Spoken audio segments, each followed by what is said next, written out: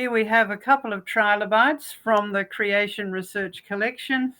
And there was an interesting story about trilobite eyes in the news over the last few weeks. And they do have these fascinating eyes. They have eyes which have lots of these little, they're a compound eye, but each individual one of those eyes is fascinating in itself. So if we go very up close, you can see here all of these little rounded facets here. Each one of those is a separate eye. And within that, there's quite a complicated structure. They're a bifocal eye. Now, Joseph, you wouldn't be old enough to have bifocal glasses. I am. And that's because my eyes have got to the stage where they're not very good at changing the focal range. In other words, the distance that my eyes can concentrate on. So I need glasses to help that. But trilobite eyes have this combined bifocal structure within their eyes, and that enables them to see close-up things, just like your bifocal glasses.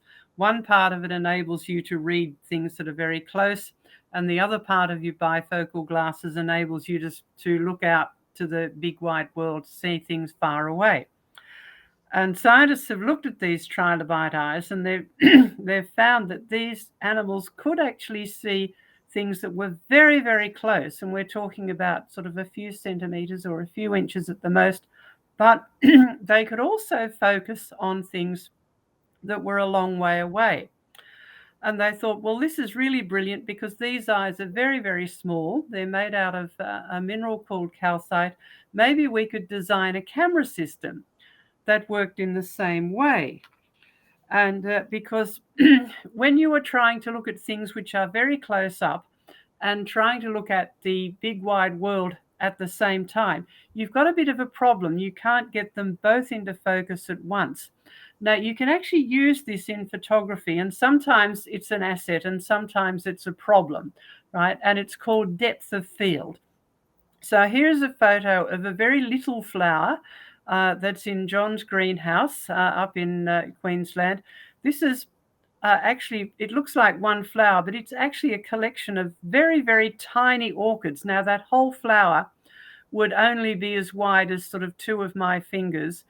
So it's really, really small. So if you want to take a good photo of this flower with all its detail, yes, you can get a nice photo of that, but notice how the background is blurry because you have this depth of field problem. If I wanted to see that flower and the background there, it didn't matter in that situation. You actually need to be able to focus on both of them at once. So that's where you need bifocals, but you would have to combine them in some way. And so scientists went back to trilobite eyes and they thought, well, the trilobite must have been able to do that because it has these amazing bifocal eyes. And so they decided to build a camera system. And here is what they said about it. And this is their words from their report, inspired. Now, notice that word, inspired by compound eyes of the trilobite, we design and construct. Now, what did they design and construct? Well, they used a whole lot of big words to describe it, but basically it was a camera system that could focus on close and far away objects at the same time. And then they added to that, they designed a computer algorithm, and there's lots of wonderful image editing and image analysis algorithms available these days. So they designed a computer algorithm which would bring the mid-distance objects into focus.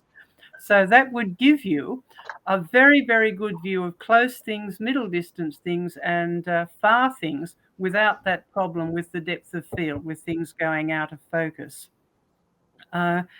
Now, notice they said we were inspired by the compound eyes of the trilobite, and having been inspired, they then designed and constructed their camera system.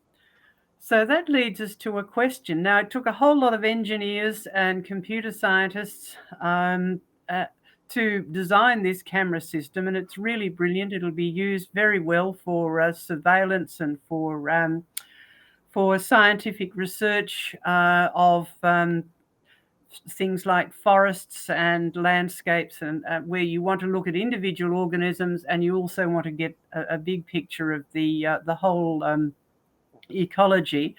Uh, Now they designed that system, and all credit to them. But how did the trilobites get their bifocal eyes and the brains that are required to interpret the images? You see with your brain as well as your eyes. In fact, you need all of those neural connections, just like you need a computer to put together your digital photos. Maybe we can just come back to us at the moment there, because I think that's an important. We see lots of lots of examples of what's called biomimetics these days, where scientists are deliberately studying living things, but here they're actually studying a fossil thing, because trilobites don't live anymore. But because the fossils are so well preserved, we can actually see all of that fine detail within them, and then use that to design things that work in the modern day real world. So how did they think that the trilobite got this brilliant system? Because the optics involved in this are incredibly precise. Now, if you think about it, all of these engineers and scientists and computer engineers, they did a great job. They deserve the credit to it. Who gets the credit for the trilobite eyes? Well, it can't be the trilobite.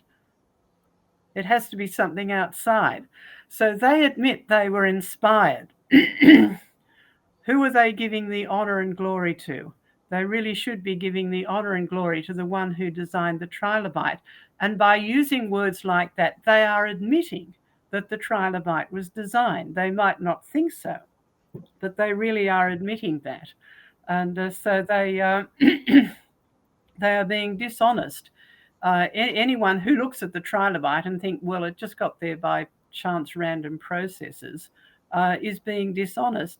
And whenever you see living things or fossil things being used to inspire some new clever piece of engineering, that is just irrefutable evidence that the original was designed by a smarter creator, because he didn't copy it. He worked it out, invented it for himself.